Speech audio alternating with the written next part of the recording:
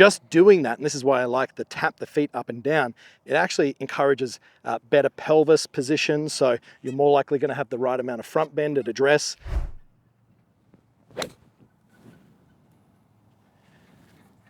Warming up. All right, Craig, so let's talk about balance, and we're going to explore what happens from the address position. Let's say it is a very common position that we see players, and it was something that was maybe misrepresented for a long time in instruction as well, of kind of getting weight towards your toes at the address, the old sitting on the bar stool analogy, which you don't really hear too much anymore, mainly because there's a lot more research done in the golf swing and how to stay in balance and where exactly your pressure should shift.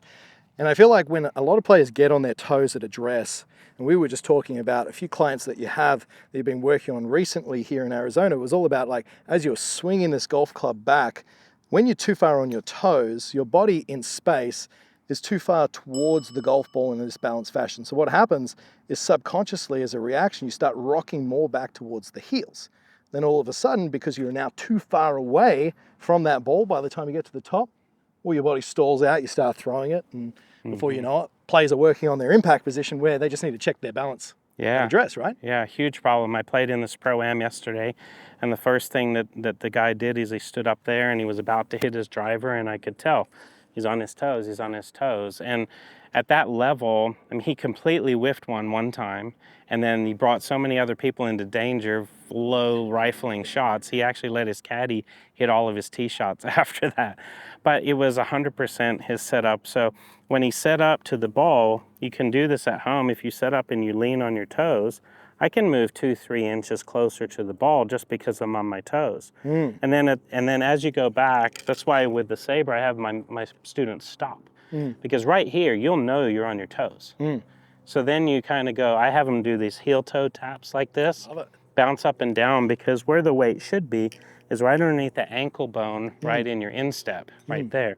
Because once you're loaded up here and you then return the club back, that's your distance from the ball that has to be consistent. Yeah. That's the biggest problem. You're on your toes, you go back, your body self-balances, you come back through, you're 2 inches off, you catch it off the toe and it squirts out to the right. Well, then you don't realize what's going on because your head's moving around.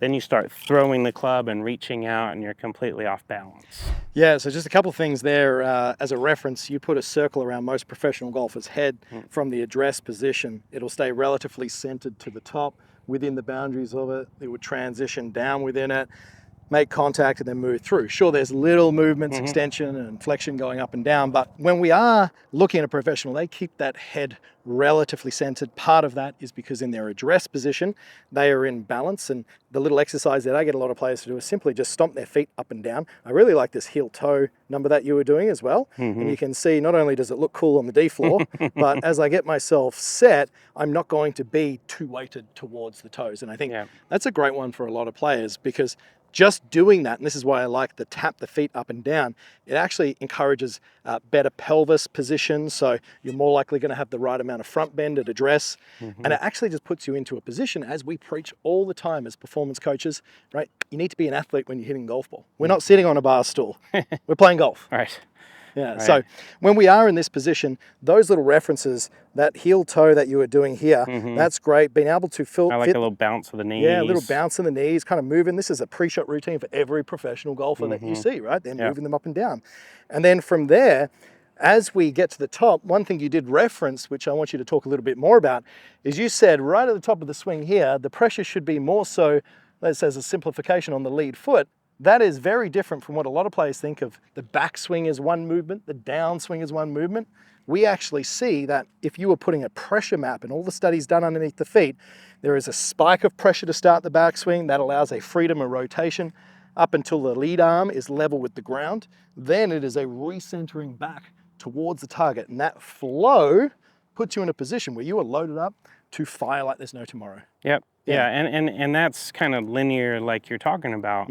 And you imagine now your weight's on your toes and you start trying to do that. Now you go right, you go back, then you come forward and you're a mess, right? So if you've got, just like if I was to do a push-up, the pressure's gonna be through the middle part of my palm, right? I like to think like underneath the ankle, right into the foot, that's where you should feel the pressure.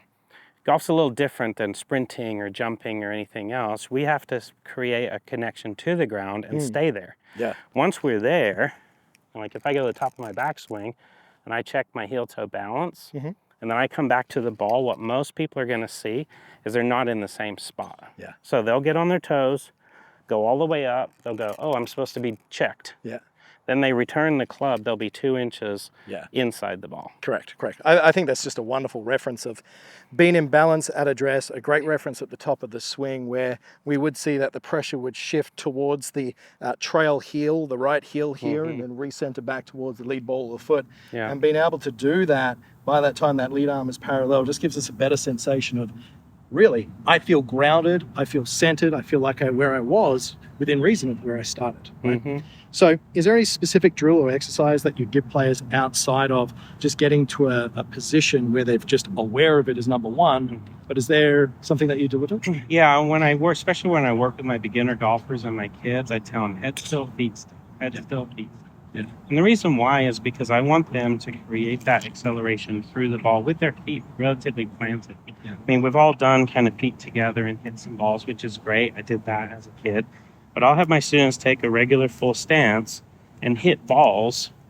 And as they hit, I'll just have them stay right here. Okay. Yeah. And the reason is because as much pressuring and pushing is happening in the left foot, it's also happening in the right foot. Correct. And what happens to most people, they get to the top of the swing, they start pushing off their toe, and now they're pushed themselves out of position. Stuck, right? Yeah, so if you start looking at all the best players just at impact or just post-impact, what you're going to see, is right here, rolling in a little bit into that right ankle, but their heel is going to be on the ground. And you watch a Tony Finau right now, as he comes through the ball, his toes are actually up in the air. Oh, yeah. And he hits the ball, he gets to all the way through about here before he decides to come all the way out. So head still, feet still is a great drill. Just have you, hit little punch shots. A lot of times I'll tell my students, take out 5-iron, but only hit it 60 yards, like a little mini shot, but with your feet perfectly still. Yeah. Just so you can feel it. Correct. And I would say that when we are keeping them still, it's not like they're not moving at all. There's still little pressure shifts within them and their head staying relatively still. They're not just moving around a lot, like visually moving. I think we should stay. Yeah, a good visual for that is I tell my students, if I had a piece of paper and some paint, and I stomp my foot in the paint and then stomp it on the paper, stomp it in the paint and then put it on the other side of the paper, I'm going to see little smudges around because my feet are allowed to move a little bit. But what I'm not going to see is a whole bunch of slipping. Yeah. All right, so let's step up, and I'm just going to get the feel of that kind of moving through. Yeah, that feels really good. It allows me to swing the weight of the golf club a little bit better, which helps us with our release. You can feel that head doing the work. Let's apply that into a shot.